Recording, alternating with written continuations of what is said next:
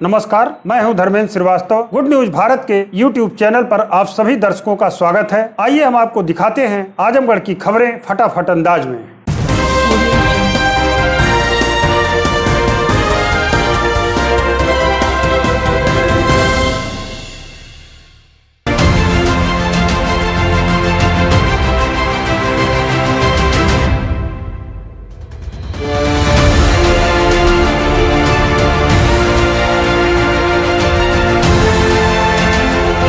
प्रदेश की एसटीएफ और आजमगढ़ पुलिस ने करीब 1.5 वर्ष पूर्व फूलपुर कस्बे के व्यवसायी से 12 लाख रुपए के लूट के मामले में फरार चल रहे 25,000 के इनामी बदमाश को मुंबई से गिरफ्तार कर लिया। पुलिस ने बदमाश के पास से लूट के रुपए और मोबाइल फ़ोन बरामद किया है। बता दें कि जुलाई 2019 में फूलपुर कस्बा निवासी उमाशंकर जायसवाल 12,02,000 रुपये लेकर बाइक से जा रहे थे कि बदमाशों ने अपनी बाइक से व्यवसायी के वाहन में टक्कर मारी और बाइक सहित रुपये लेकर फरार हो गए। इस घटना में पुलिस ने अज्ञात के खिलाफ मुकदमा दर्ज किया और आरोपियों की तलाश में जुट गई।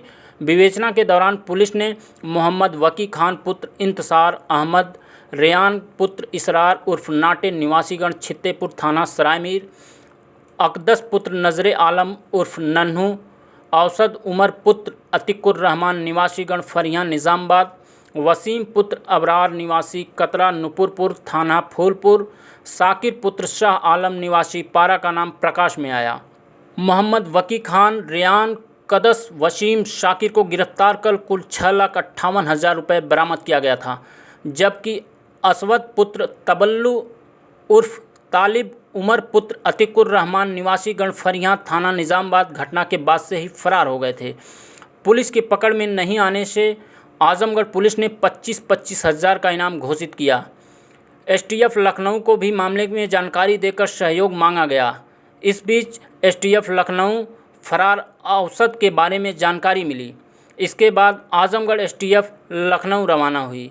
इनामी बदमाश औसद पुत्र तबल्लु उर्फ तालिब निवासी फरियां को मुंबई के हरिनिवास सर्कल थाना नौपाड़ा से गिरफ्तार कर लिया गया। पुलिस ने पूछताछ में गिरफ्तार आरोपियों ने बताया कि लूट के बाद उसने कुल 1,55,000 रुपये मिले थे, उसी से अपना खर्च चला रहे थे। देखिए 2019 में एक बड़ी लूट हुई थी और उसमें अपराधी प्रकाश में आए थे। उसमें से एक अपराधी फरार चल रहा था जिस पर 25,000 रुपये का इनाम किया गया था। 2019 से ये अपराधी फरार था। ये इसकी सूचना एसटीएफ को भी दी गई थी। गिरफ्तारी के लिए जो रिक्वेस्ट था वो एसटीएफ को भी दिया गया था और एसटीएफ और स्थानीय पुलिस के सहयोग से ये जो 25,000 का इनामी बदमाश है ये मुंबई से गिरफ्तार किया गया है और इसे जेल भेजा जा रहा है। सर, आजमगढ़ पुलिस ने गिरफ्तार किया है क्या? नहीं, ये एसटीएफ ने गिरफ्तार किया है और उसे स्थानीय पुलिस के सहयोग से अपने थाने में बंद करके फिर इसका आजमगढ़ में मनरेगा से पोखरी की खुदाई के दौरान सोमवार को सुबह दो पक्ष आपस में भिड़ गए। देखते ही देखते दोनों पक्षों में मारपीट होने लगी। इस दौरान एक पक्ष के लोगों ने तमंचे से फायर कर दिया। गोली लगने से एक युवक घायल हो गया, जबकि मारपीट में 4 लोगों को चोटें आई हैं। घटना की जानकारी होने पर मौके पर पहुंची पुलिस ने दोनों पक्षों के लोगों को हिरासत में लिया। घायलों को जिला अस्पताल में भर्ती कराया गया है। आपको बता दें कि बिलरियागंज थाना क्षेत्र के पटवत सुधाकर गांव में मनरेगा के पोखरी की खुदाई चल रही है। पंचायत मित्र अवनीश पुत्र रविंद्र नाथ राय पोखरी खुदवा रहे हैं। इस दौरान सोमवार को सुबह केदार राय कुछ लोगों के साथ मौके पर पहुंचे और पोखरी के किनारे स्थित बांस की खूंटी को अपना बताते हुए विरोध शुरू कर दिया। इस बात को लेकर दोनों पक्ष आपस में भिड़ गए और मारपीट शुरू हो गई। इसी दौरान एक पक्ष के लोगों ने तमंचे से फायर कर दिया। मारपीट और फायरिंग में रविंद्र नाथ राय पुत्र राम पलट, सुमित्रा देवी पत्नी रविंद्र नाथ राय, खुशी राय पुत्र प्रवीण पुत्र विद्यासागर राय, राजेंद्र राय पुत्र सतीराम घायल हो गए। स्थानीय लोगों की सूचना पर बिलरियागंज थाने की फोर्स मौके पर पहुंची और दोनों पक्ष के लोगों को हिरासत में ले लिया। वहीं घायलों को पुलिस ने जिला अस्पताल भेज दिया, जहां उनका उपचार चल रहा है। मौके पर फोर्स तैनात कर दी गई है। राजेंद्र राय, पटो सुधाकर। क्या मामला हुआ था? मामला यह होता है कि पोखरी थी, उसकी खुदाई हो रही थी, तो वह जा कर के जो है विपक्ष वाले उसको यानी कब्जा कर रखे हैं। कौन? और यही है, क्या नाम, केदार राय है, अर्पित है और राजेश, दिनेश।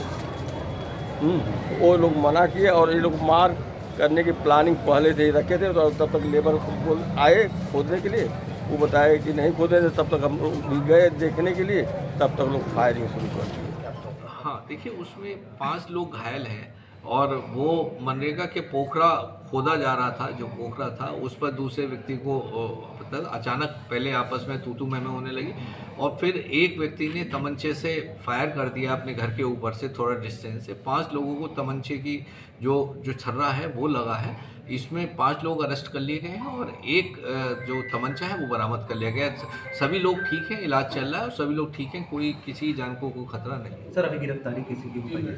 हाँ, 5 लोगों को गिरफ्तार किया गया है और जो आला कत्ल है जिससे फायर हुआ वो आजमगढ़ में बहुजन समाज पार्टी का दामन छोड़कर समाजवादी पार्टी में शामिल हुई पूर्व मंत्री विद्या चौधरी सहित 4 नेताओं का समाजवादी पार्टी कार्यालय पर भव्य स्वागत किया गया। इस दौरान पूर्व मंत्री ने कहा कि बहुजन समाज पार्टी भाजपा के सामने घुटने टेक दिए हैं। नगर के कलेक्ट्रेट चौराहे पर स्थित सपा कार्यालय बसपा का दामन छोड़कर सपा में शामिल हुई पूर्व मंत्री विद्या चौधरी, सदस्य जिला पंचायत रागिनी सिंह, बसपा मंडल प्रभारी रहे राम कुंवर प्रजापति और मुकेश राजभर को पार्टी के निवर्तमान जिलाध्यक्ष हवलदार यादव ने पुष्प देकर सम्मानित किया। सपा नेताओं के स्वागत से अभिभूत पूर्व मंत्री विद्या चौधरी ने कहा कि सपा में सबका सम्मान होता है, जो सभी वर्गों का सम्मान करते हैं। उनके नेतृत्व में ही किसान, गरीब, नौजवान विरोधी भाजपा की योगी सरकार को हटाया जा सकता है। बसपा भाजपा के सामने घुटने टेक दिया है। एक थोड़ा सा हाँ, बहुजन समाज पार्टी एक भाजपा से उनका तालमेल चल रहा है। आप लोग पत्रकार अच्छी तरह घुस के जानते हैं, इसीलिए समाजवादी पार्टी में महिलाओं का काफ़ी सम्मान है और उनकी नीतियाँ, सिद्धांत, उनका आदर्श बहुत ही अच्छा है। इसी कारण उनको छोड़ के बहन जी को हम लोग समाजवादी पार्टी, हम ही नहीं काफ़ी लोग समाजवादी पार्टी ज्वाइन किया है। आजमगढ़ जिले के जहानागंज ब्लॉक के निजामुद्दीनपुर प्राथमिक विद्यालय की कार्यवाहक प्रधानाध्यापिका निशा राय द्वारा विद्यालय प्रबंधक समिति के सदस्यों के बिना किसी सूचना, बिना किसी सहमति पत्र और उनके फर्जी हस्ताक्षर कर अनुज सिंह निवासी किशनपुर को विद्यालय प्रबंध समिति का अध्यक्ष बना दिया गया। आरोप है कि विद्यालय की प्रधानाध्यापिका ने विद्यालय के निर्माण के लिए धन भी निकाला, जिसे लेकर प्रबंध समिति के सदस्य अजय सिंह सहित अन्य ने जिलाधिकारी से शिकायत कर पूरे मामले में जांच कर कार्रवाई की मांग की है। जिलाधिकारी ने कार्रवाई का भरोसा भी दिलाया है। हमारा नाम अजय सिंह है। कहाँ के रहने वाले? किशनपुर। क्या मामला आज आप यहाँ आए हैं? प्राइमरी पाठशाला निजामुद्दीनपुर, जो ग्राम पंचायत किशनपुर पड़ता, शिक्षा क्षेत्र जहानागंज, उसमें फर्जी अध्यक्ष बना के और 4.5-5 लाख रुपया निशा राय, जो वहाँ प्रधानाध्यापिका हैं, तो निकाल ली हैं और कुछ काम भी नहीं करवाई। किस लिए निकाली है पैसा? वही स्कूल बनवाने के लिए। तो अभी आप डीएम साहब से मिले, क्या बोलेंगे? डीएम साहब ने जो हम एप्लीकेशन दिए उसको रख लिए, बोले कि हम कार्रवाई करेंगे। आजमगढ़ में राज्य विश्वविद्यालय की स्थापना चिन्हित स्थान मोहब्बतपुर के बजाय दूसरे स्थान पर ले जाने के विरोध में गठित विश्वविद्यालय अभियान के बैनर तले जनपदवासियों ने जिला अधिकारी कार्यालय पर प्रदर्शन किया और मांग किया कि सरकार मोहब्बतपुर में ही विश्वविद्यालय का निर्माण कराए। वहीं जिलाधिकारी का कहना है कि प्रस्ताव भेजा गया था, लेकिन अब शासन ने मोहब्बतपुर में विश्वविद्यालय निर्माण के लिए मिट्टी की उपलब्धता के बारे में शासन से जानकारी मांगी थी, जिसे स्वीकृति दे दी गई है। विश्वविद्यालय अभियान के बैनर तले जनपद के शिक्षक, समाजसेवी, बुद्धिजीवी, अन्य लोगों ने जिलाधिकारी कार्यालय पर प्रदर्शन किया। इस दौरान विश्वविद्यालय अभियान के संयोजक सुजीत भूषण श्रीवास्तव ने बताया कि जिला प्रशासन ने मोहब्बतपुर में प्रस्तावित जमीन की है, वहां करीब 20 करोड़ रुपए चुकाकर किसानों से जमीन ली गई है, जबकि 31 एकड़ भूमि सरकारी है। लेकिन 2 सप्ताह पूर्व पता चला कि जिला प्रशासन ने इसे डूब इलाका घोषित कर जिले के ही 4 स्थानों का प्रस्ताव भेजा है। उन्होंने कहा कि प्रशासन जिन स्थानों का प्रस्ताव भेजा है वहां सरकारी ज़मीन काफ़ी कम है और किसानों से ज़मीन खरीदने के लिए अरबों रुपए की ज़रूरत पड़ेगी। उन्होंने कहा कि इस बीच शासन ने जिला प्रशासन से पूछा है कि डूब स्थान को पाटने के लिए जिले में मिट्टी उपलब्ध है, जिस पर जिला प्रशासन ने मुहर लगाई है। उन्होंने कहा है कि जिला प्रशासन मोहब्बतपुर से किसी दूसरे स्थान पर विश्वविद्यालय न ले जाए। वहीं जिलाधिकारी ने कहा कि विश्वविद्यालय के लिए मोहब्बतपुर का चयन किया गया है। शासन से जानकारी मांगी गई थी। डूब क्षेत्र होने पर उसे पाटने के लिए मिट्टी उपलब्ध है, जिस पर जिले में मिट्टी उपलब्ध होने की स्वीकृति दे दी गई है।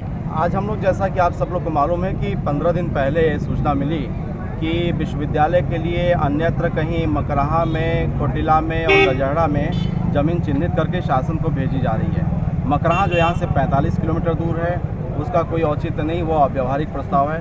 कोटिला में पूरी ज़मीन सरकार को खरीदनी पड़ेगी, वो लगभग 1 अरब रुपये उस पर खर्च होने हैं। गजहरा में मात्र 8 एकड़ सरकारी ज़मीन है, वहाँ पर भी 60 से 70 करोड़ रुपये सरकार के खर्च होने हैं। मोहब्बतपुर में जो पेंच फंसा था वो मिट्टी को पाटने को लेकर के था, जो लगभग 50 करोड़ का खर्च, जैसा कि पीडब्ल्यूडी का एस्टीमेट जो गया है शासन में, उसके अनुसार वहाँ पर 50 करोड़ रुपए में मिट्टी पाटना, रिंग बांध बनवाना, हाई जो टेंशन तार है उसको हटवाने के लिए ये जो खर्च बताए गए थे। अब हम लोग माननीय जिलाधिकारी महोदय के सामने इस चीज़ को लेकर के आए हैं, इस मांग को लेकर के जनता की, कि यह जो ज़मीन थी मोहब्बतपुर की, ये आजमगढ़ और मऊ दोनों के लिए सबसे मुफीद थी, सबसे उपयुक्त ज़मीन थी। अगर यहाँ मिट्टी पाटने पर कुछ खर्च ज़्यादा भी आ जा रहा है, तब भी उससे बेहतर कोई विकल्प नहीं है, क्योंकि हम लोग पिछले 6 साल से आजमगढ़ में विश्वविद्यालय की ज़मीन को लेकर के भी काम कर रहे थे।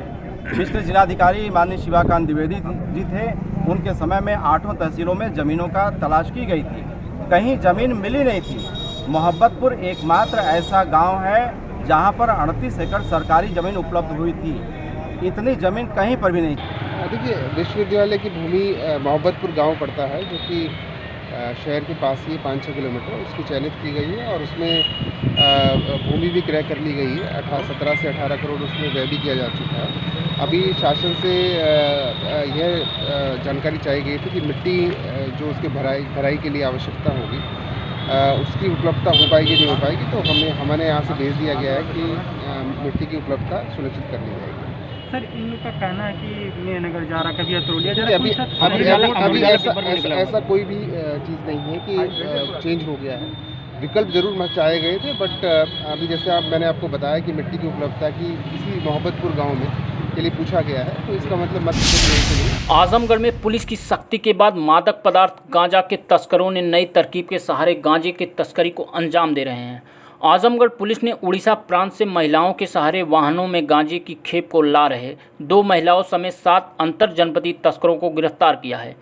पुलिस ने वाहनों से करीब 5 लाख की कीमत का 61 किलो गांजा बरामद किया है। आजमगढ़ जिले के स्वाट प्रभारी शिवशंकर सिंह निजामबाद थाना क्षेत्र के मोहब्बतपुर नहर पुलिया पर पहुंचे। वहां पहले से ही निजामबाद पुलिस वाहनों की चेकिंग कर रही थी। स्वाट और स्थानीय पुलिस बातचीत कर रही थी। इसी दौरान सूचना मिली कि एक लग्जरी वाहन में भारी मात्रा में गांजा लेकर आधा दर्जन लोग जा रहे हैं। सूचना के बाद स्वाट टीम और निजामबाद पुलिस ने सभी लग्जरी वाहनों को चेक करना शुरू कर दिया। आधे घंटे के अंतराल पर एक स्कॉर्पियो वाहन में 2 सवार महिलाओं समेत 5 लोगों को पुलिस ने रोका। वाहन रुकते ही सवार एक व्यक्ति ने बताया कि परिवार सहित दर्शन कर आ रहे हैं। वाहनों के सभी कागजात भी मौजूद हैं, लेकिन पुलिस ने कहा सभी लोग नीचे उतरे, वाहन चेक किया जाएगा। इसके बाद सभी लोग वाहन से नीचे उतरे। पुलिस ने तलाशी शुरू किया। पुलिस ने वाहनों की सीट के नीचे से गांजा मिलने पर सभी को गिरफ्तार कर लिया है।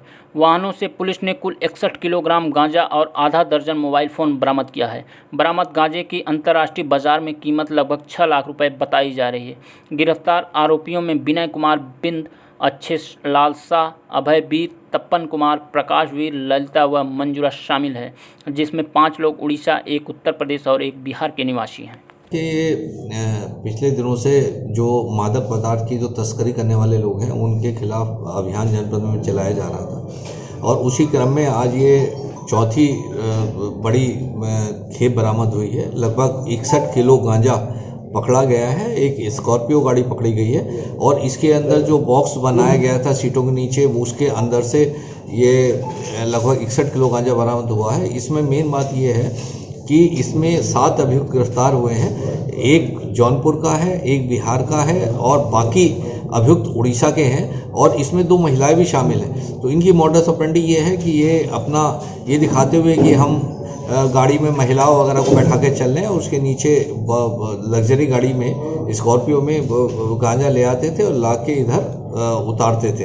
तो ये सूचना के आधार पर कार्रवाई हुई है और अभी इनसे बहुत सारा इनपुट मिला है जिसमें अग्रिम कार्रवाई बहुत जल्दी की जाएगी। सर, इसकी अमाउंट कितना लगभग बताया जा रहा है और ये नेटवर्क इनका कहाँ काम करता था, किस तरीके से?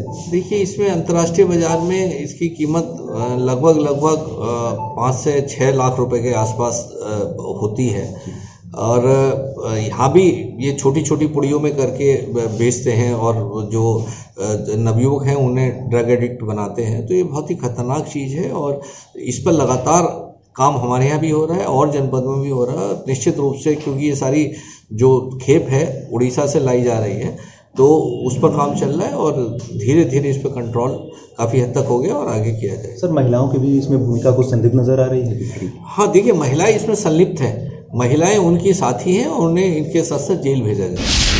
आजमगढ़ में 1 माह तक चलने वाले संचारी रोग नियंत्रण अभियान को जिलाधिकारी राजेश कुमार ने कलेक्ट्रेट परिसर से हरी झंडी देकर रवाना किया।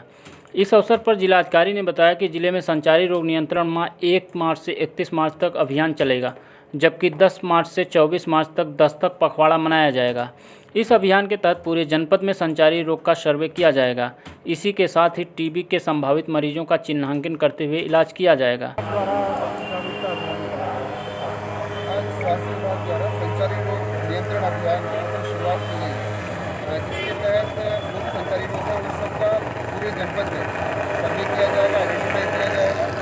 साथ में इस बार इसमें टीबी के लिए टीबी प्रोसेस के लिए जो हमारे संभावित रोगी हो सकते हैं उनको चिन्हित किया जाएगा, उनके इलाज की कार्रवाई की जाएगी। बहुत ही आवश्यक एक अभियान है जिसका माननीय मुख्यमंत्री जी द्वारा कल वाराणसी में शुरुआत की गई है। तो इसको भी जनपद में एक अच्छी तरह चला के जो संचारी रोग से पीड़ित हैं उनको आइडेंटिफाई करके उनका इलाज करें। सब देखा जा रहा है कि हर जगह अभियान चलाया जा रहा है, लेकिन नगर पालिका द्वारा सब 2-2 दिन से पूरा उठ रहा है और 2-2 बजे तक पूरा उठता है। सब बिना भगे किस जगह में दिक्कत है मैं आपसे ये जानना ये पूरे शहर की कंडीशन है सर। आप मुझे किसी एक जगह की बताइए, हम तुरंत दिखवाते हैं। सर, हम आपको वीडियो बना के दिखा देंगे उसका। आपसे अनुरोध यही है, कहीं पे अगर कोई भी किसी तरह की सतर्कता बरतता है अगर आप बताएंगे उस पर कार्रवाई तो सर 2 बजे तक पूरा उठता बिना भगे जाता है, उठता है, इस पर कार्रवाई करेंगे। खबरों में हो चला है एक छोटा सा ब्रेक। आप देखते रहिए good news Bharat.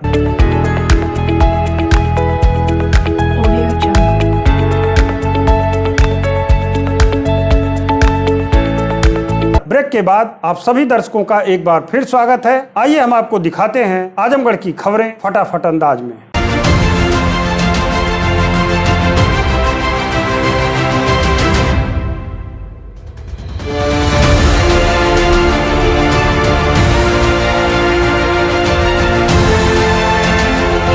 Covid vaccination को लेकर आजमगढ़ के लिए एक अच्छी खबर है।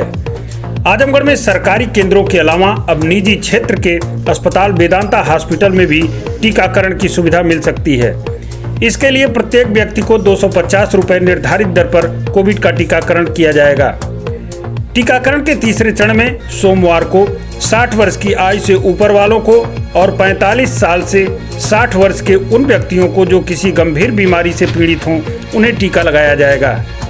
सरकार द्वारा निर्धारित आजमगढ़ में राजकीय मेडिकल कॉलेज चक्रपानपुर, मंडलीय चिकित्सालय आजमगढ़ में निःशुल्क टीकाकरण होगा। वहीं लक्ष्मीरामपुर स्थित वेदांता हॉस्पिटल में महज 250 रुपए भुगतान करने पर आम लोगों को भी कोरोना का टीका लगाया जाएगा। लक्ष्मीरामपुर स्थित वेदांता हॉस्पिटल में टीकाकरण का शुभारंभ करते हुए जिले के मुख्य चिकित्सा अधिकारी डॉक्टर A.K. मिश्रा व हॉस्पिटल के मैनेजिंग डायरेक्टर विशाल जायसवाल ने विस्तार से इसके बारे में बताया। आप सुनिए पहले सीएमओ डॉक्टर A.K. मिश्रा और फिर हॉस्पिटल के मैनेजिंग डायरेक्टर विशाल जायसवाल की बात।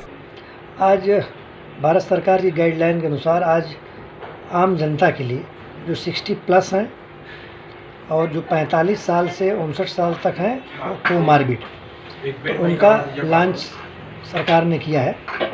और आज अपने जनपद में गवर्नमेंट मेडिकल कॉलेज चक्रपानपुर, मंडली जिला चिकित्सालय आजमगढ़ और एक प्राइवेट चिकित्सालय जो कि आयुष्मान में इम्पैनल्ड है वेदांता, यहाँ जो है टीकाकरण प्रारंभ कर दिया गया है। 60+ जिनकी उम्र 1 जनवरी 2022 को 60 साल की हो जाएगी, उन सबको 60 वालों को टीका लगेगा, मुफ्त में लगेगा, जो हमारे गवर्नमेंट फैसिलिटीज़ हैं। और वेदांता में 250 रुपये आपको शुल्क देना होगा। टीका हम देंगे, लेकिन ये 250 रुपये शुल्क सरकार के द्वारा निर्धारित किया गया है। अभी आज ये लॉन्चिंग हुई है और आज हमारी 1:30 बजे से 4 बजे तक एक वीसी है। उसके बाद डिसाइड होगा कि अब ये सत्र जनपद में कितने जगहों पे पुनः लगाया जाएगा। तो जो सर 60 साल के ऊपर के मरीज़ हैं उनके भी लिए चार्जेबल है वेदांता में?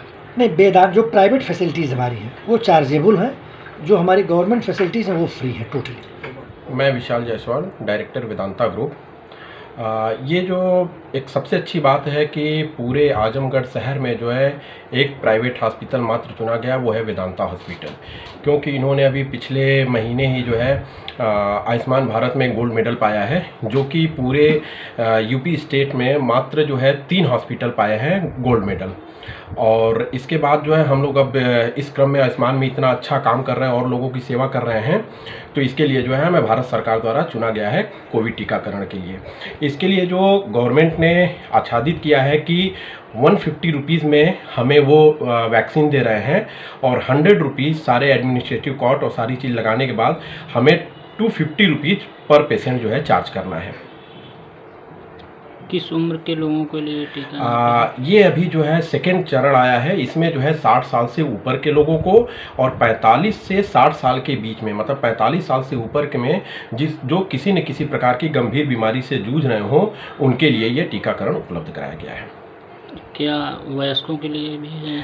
अभी ये वार्तालाप चल रही है, लेकिन अभी सेकंड चरण में ये आ रहा है कि अभी सिर्फ 60 साल से ऊपर और 45 साल से ऊपर जो किसी न किसी गंभीर बीमारी से जूझ रहे हैं, उनके लिए टीकाकरण उपलब्ध किया गया है। अभी आज जो है कितने लोगों को जो टीका लगा है? अभी हमारे यहाँ जो है 10 लोग का रजिस्ट्रेशन हो चुका है, जो कि ये गाइडलाइन अभी कल आई है और हम लोग सुबह 11 बजे से शुरू किए हैं। आज हमें पूरा वो भरोसा है कि लगभग 100 लोगों का टीकाकरण हम लोग आज करेंगे। हमसे ये भी कहा गया कि आगे आप कितने लोगों का कर सकते हैं टीकाकरण, क्या आपकी क्षमता है? तो हमने बोला हमारे पास नर्सिंग स्टूडेंट है, हमारे पास वेल ट्रेंड स्टाफ हैं, तो हम ज़्यादा से ज़्यादा लोगों को टीकाकरण करके सेवा करने का ये लक्ष्य प्राप्त कर रहे हैं। जो आज टीका हम जो करेंगे उसके अनुसार जो है हम आगे के कैलकुलेशन को बताएंगे कि हम एक दिन में कितने लोग का। क्या नाम है आपका? राधे श्याम। कहाँ के रहने वाले? अम्बेडकर नगर। आज आप कोविड का टीका लगवाए हैं जी, कैसा लग रहा है आपको? ठीक है, कोई दिक्कत नहीं, अच्छा लग रहा है। लोगों से क्या अपील करेंगे आप? हम तो चाहते हैं कि सब लोग जल्दी से लगवा लें ताकि महामारी से बचा जाए, और इसके लिए वेदांता हॉस्पिटल बहुत बढ़िया काम कर रहा है कि यहाँ पे टीका उपलब्ध करवा दिए हैं, सब लोग लगवा रहे हैं।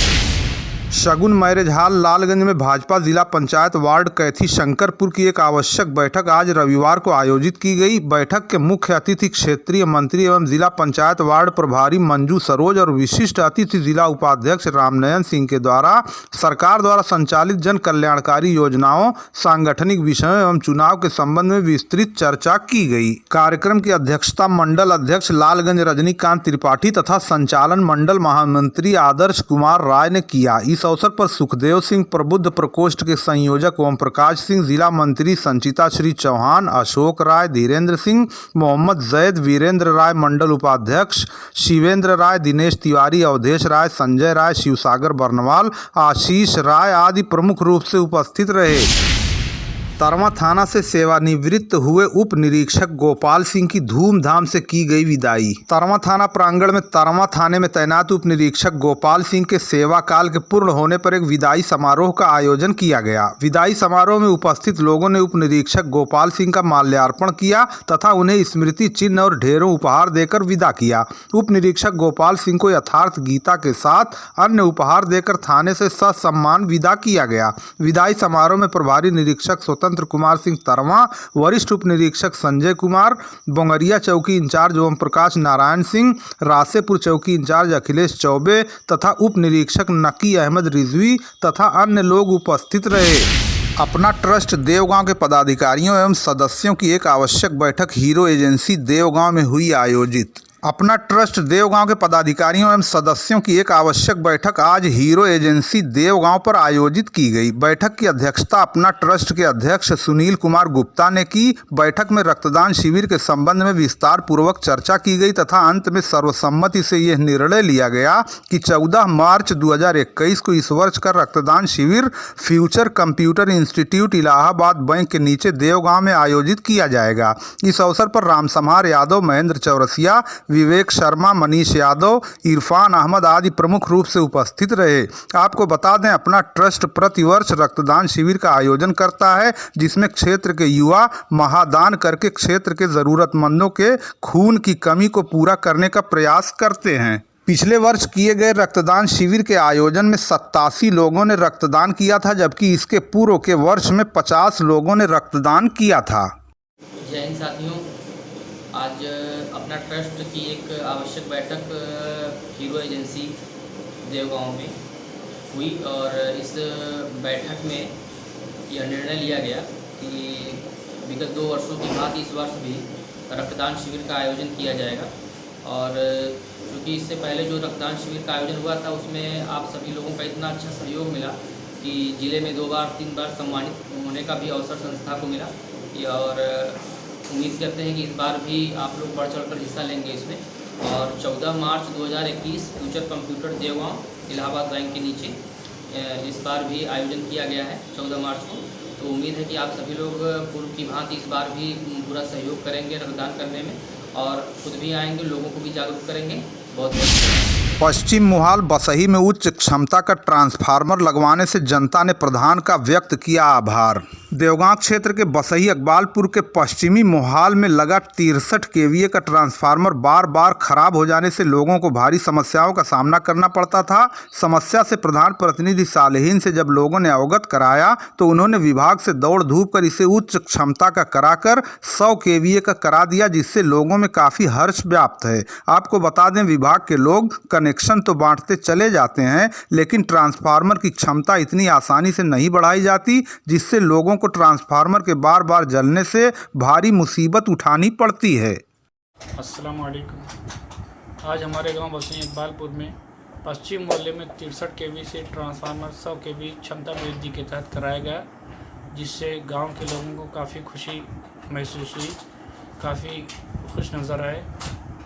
ये 63 केवी ट्रांसफार्मर बार बार जल जा रहा था, जिससे गांव के लोगों को पश्चिम मोहल्ले, खास तौर से पश्चिम मोहल्ले के लोगों को काफ़ी तकलीफ़ें उठानी पड़ रही थी, जिसमें हमारे बड़े भाई खालिद भाई और शम्स आलम भाई, इन लोगों के कहने पे इन लोगों की मेहनत और हमारे जेई महमूद अख्तर साहब, इन लोगों की कोशिश ये रंग लाई कि काफ़ी दिनों की जद्दोजहद के बाद ये कल ट्रांसफार्मर 63 से 100 कराया गया और आके लग गया और बिजली आने पे सारे लोगों को काफ़ी खुशी महसूस हुई। इंशाअल्लाह 25 से 63 और 63 से 100 2 ट्रांसफार्मर और बचे हुए हैं। इंशाअल्लाह बिजनेस प्लान के तहत ये दोनों अनकरीब करा दिया जाएगा, जिससे गांव के लोगों को इस तकलीफ़ से काफ़ी निजात मिलेगी। ट्रांसफार्मर जलने से हफ्तों बिजली गुल रहती थी। इंशाअल्लाह अब वो तकलीफ़ इंशाअल्लाह दोबारा अनकरीब। महनाजपुर में मिशन शक्ति नारी सुरक्षा नारी सम्मान के तहत छात्राओं को किया गया जागरूक। महनाजपुर में शनिवार को मिशन शक्ति अभियान के तहत पुलिस अधीक्षक आजमगढ़ सुधीर कुमार सिंह, अपर पुलिस अधीक्षक यातायात सुधीर जायसवाल के कुशल निर्देशन में थाना महनाजपुर में PRV 112 द्वारा विमल कोचिंग सेंटर बरवा मोड़ में जन सामान्य के बीच महिला सशक्तिकरण एवं स्वावलंबन से संबंधित भिन्न भिन्न योजनाओं और विधियों जैसे दहेज प्रतिषेध अधिनियम, घरेलू हिंसा पर रोक, बेटी बचाओ बेटी पढ़ाओ, पुलिस स्कीमों जैसे महिलाओं के लिए सुविधा आदि के विषय में छात्राओं को जागरूक किया गया। इस अवसर पर PRV पुलिसकर्मी सहित बड़ी संख्या में छात्रा उपस्थित रहीं।